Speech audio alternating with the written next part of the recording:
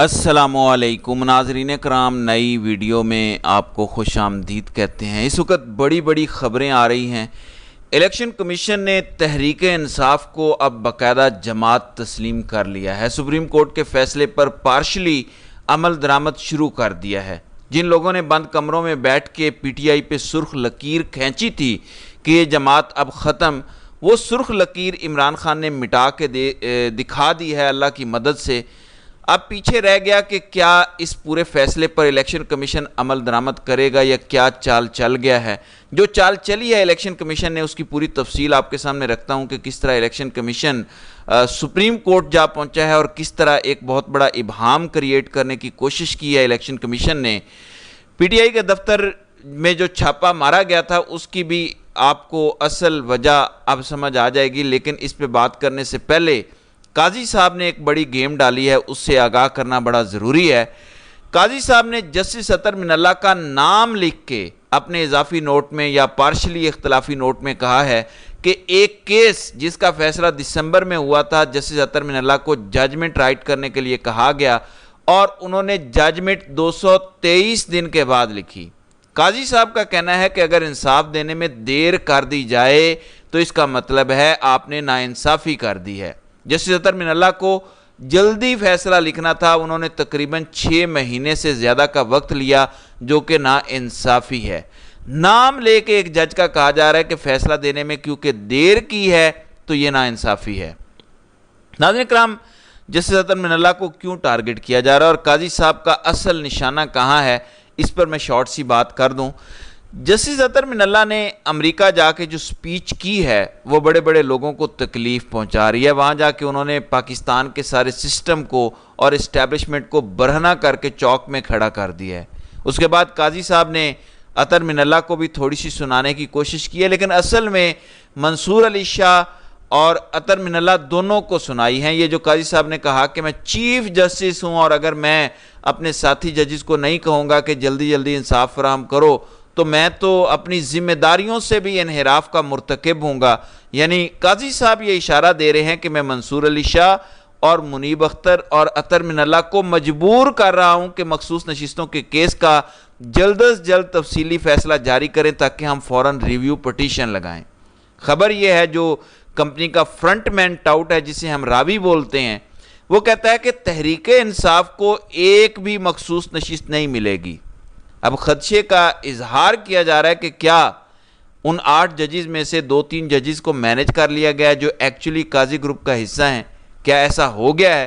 کیونکہ election commission نے 11 ججوں کے فیصلے پر عمل درآمد کر لیا ہے، جس میں قاضی صاحب اور جمال خان مندوخیل ایون یحییٰ آفریدی کا فیصلہ شامل ہے، لیکن الیکشن کمیشن نے 8 ججوں کے فیصلے پر عمل درآمد نہیں کیا۔ یہ بڑی امپورٹنٹ بات ہے۔ الیکشن کمیشن نے بڑی چلاکی دکھائی ہے۔ ہاں، ریڈ لائن ضرور مٹ گئی ہے۔ پی ٹی آئی اپنے نام کے ساتھ، اپنے جھنڈے کے ساتھ پارلیمان میں اب بیٹھی ہوگی، تحریک انصاف کے لوگ وہ گنے جائیں گے، یہ بڑا امپورٹنٹ ہے۔ لیکن 8 ججز کا یہ فیصلہ تھا کہ آپ نے 39 لوگوں کو تو پی ٹی آئی کا تسلیم کرنا ہی کرنا ہے۔ 41 لوگوں کو بھی موقع دیا کہ 15 دن کے اندر اندر بیان حلفی جمع کرائیں کہ یہ کس جماعت میں ہیں۔ اب ان سب نے بیان حلفی جمع کرا دیا، ایک دو نے شاید نہ کروایا ہو۔ الیکشن کمیشن نے سپریم کورٹ میں اب یہ درخواست دائر کر دی ہے کہ تحریک انصاف کے الیکشن نہیں ہوئے، ان کا کوئی پارٹی سٹرکچر ہمارے سامنے رجسٹرڈ نہیں ہے، پی ٹی آئی کوئی تنظیم ہے یا نہیں ہمیں نہیں پتا، کون سا ادارہ ہے، تو ہمیں کیسے پتا کہ ان لوگوں نے کوئی جماعت جوائن کی ہے؟ بیرسٹر گوہر کی کوئی حیثیت نہیں ہے، ان کے دستخطوں سے سارے معاملات آ رہے ہیں، تو ہمیں ویریفیکیشن دی جائے سپریم کورٹ کی طرف سے، گائیڈنس دی جائے کہ ہم کیا کریں۔ یہ بہت بڑی گیم ڈالی گئی ہے۔ اب یہ پھنستے اس میں کہاں پہ ہیں؟ انہوں نے 39 لوگوں کو تسلیم کر لیا، 39 لوگوں کو بھی ٹکٹ بیرسٹر گوہر نہیں دیا تھا، آپ نے وہ تسلیم کر لیا، لیکن 41 لوگوں کے معاملے پہ آپ کہتے ہیں کہ اب ہمیں نہیں پتا کہ ان کا سٹرکچر کیا ہے۔ ایک تو یہ بات۔ دوسرا بھی بڑا امپورٹنٹ پوائنٹ ہے کہ الیکشن کمیشن نے ابھی تک تحریک انصاف کے انٹرا پارٹی الیکشن مسترد نہیں کیے، وچ مینز تحریک انصاف کے انٹرا پارٹی الیکشن ہو گئے، بیرسٹر گوہر چیئرمین الیکٹ ہو گئے، باقی سارے عہدیدار اپنی اپنی جگہ موجود ہیں۔ جب تک ان الیکشنز کو کالعدم قرار نہیں دیا جاتا وہ الیکشنز تو ہو چکے۔ الیکشن کمیشن نے اس پہ سماعت غیر معینہ مدت کے لیے ملتوی کی ہوئی ہے۔ کیوں تحریک انصاف کے صدر دفتر پر چھاپا مارا گیا؟ وہاں پہ تحریک انصاف کا انٹرا پارٹی انتخابات کا سارا ریکارڈ موجود تھا۔ اس بات تحریک انصاف نے بظاہر نظر آتا ہے کہ پوری کوشش کی کہ قاضی صاحب نے جو اپنے فیصلے میں لکھا تھا بلے کے کیس میں، ایک ایک چیز کو پورا کیا جائے کہ فیس جمع ہوئی ہے، 50,000 روپے ہوئے یا نہیں، پینل اس طرح کا ہو، سب کو موقع دیا تھا یا نہیں، اخبار میں اشتہار تھا یا نہیں، ہر چیز کو کور کرنے کی کوشش کی گئی ہے۔ لوگوں کو بھی ٹائم دیا گیا کہ ووٹ جس نے ڈالنا ہے ڈالیں، اکبر ایس بابر کو کوئی تکلیف ہے تو وہ بھی آ جائے۔ تو اس دفعہ کاغذی کاروائی پوری کی گئی۔ اب ہماری خفیہ ایجنسی کو ایک سوجی اور وہ سارا سامان لے اڑے۔ اب یہ تحریک انصاف کی بے وقوفی ہوگی کہ اگر ان کے پاس اس سارے پیپر ورک کی کوئی کاپی موجود نہیں ہے، یہ تو پھر آ بیل مجھے مار والی بات ہوگی۔ پھر تو واضح کہا جا سکتا ہے کہ اندر سے مخبری ہوئی ہے کہ سارا سامان ادھر پڑا ہے، اٹھا کے آپ لے جائیں۔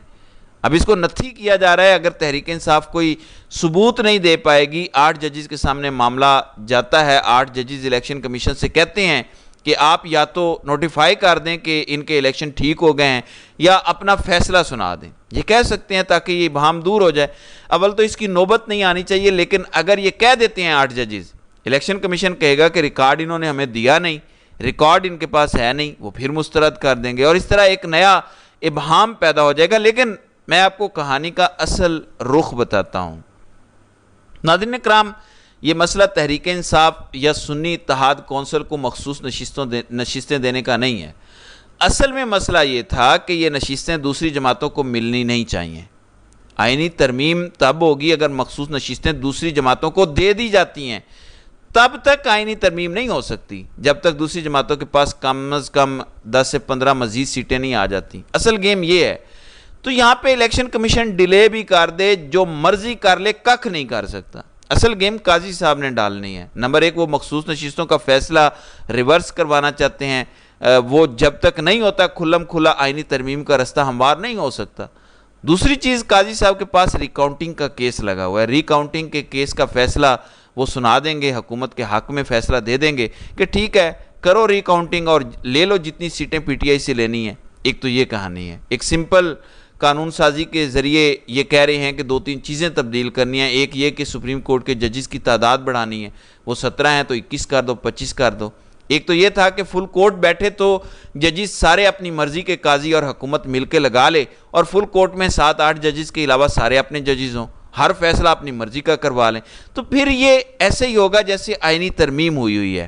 یا ایک قانون سازی یہ کر لیں کہ جتنے بھی آئین کی تشریح کے کیسز ہیں جس میں آئین کی تشریح ہوئی ہے، وہ سارے کیسز سینئر ترین 5 ججز سنیں، یعنی اس میں قاضی صاحب، امین الدین خان یا افریدی وغیرہ ہوں، یہ 3 پکے ہوں۔ پھر بیچ میں اگر منصور علی شاہ اور منیب اختر کوئی فیصلہ کریں بھی تو وہ میجورٹی سے رد ہو جائے۔ یہ گیمز کھیلی جا رہی ہیں۔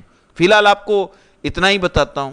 دوسری جانب S S P investigation Anousheh کی طرف سے کلیم کیا گیا تھا 24 نومبر 2023 کو کہ عمران خان کے خلاف سبسٹینشل ایویڈنس موجود ہیں۔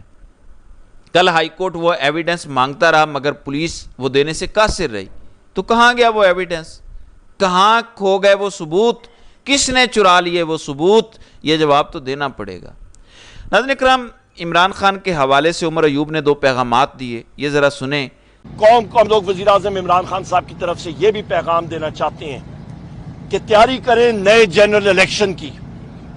نئے جنرل الیکشن ہوں گے تو ملک ترقی کرے گا۔ اس ملک کی 4 صوبوں کی زنجیر ہے وزیر اعظم عمران خان صاحب۔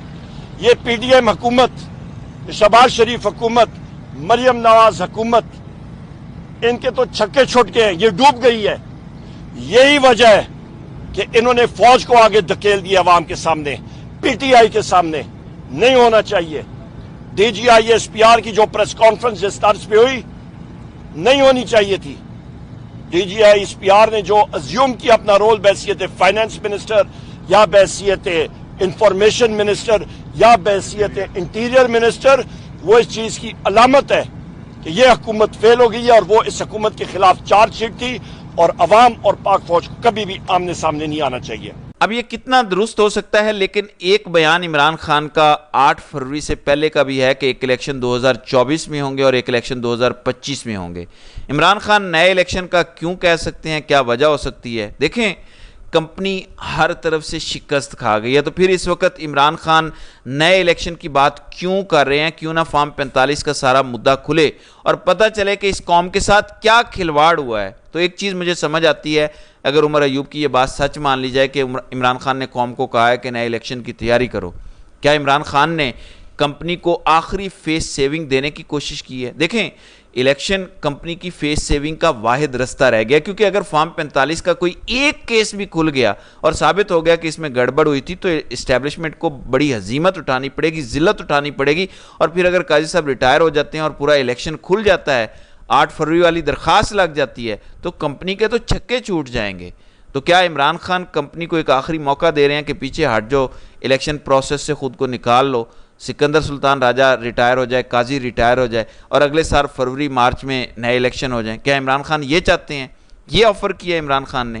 تو کمپنی کو سوچنے کا موقع دیا ہے کہ اپنی فیس سیونگ کرنی ہے تو یہ واحد طریقہ ہے، ورنہ ہر رستہ تمہاری مزید ذلت کی طرف تمہیں لے جائے گا۔ ظاہر ہے کہ یہ اب آنے والا وقت بتائے گا کہ کمپنی اس حوالے سے کیا کرتی ہے۔ تو ناظرین کرام، آپ کی اس ویڈیو کے حوالے سے کیا رائے ہے؟ آپ اپنی رائے کا اظہار کامنٹ سیکشن میں ضرور کیجئے گا۔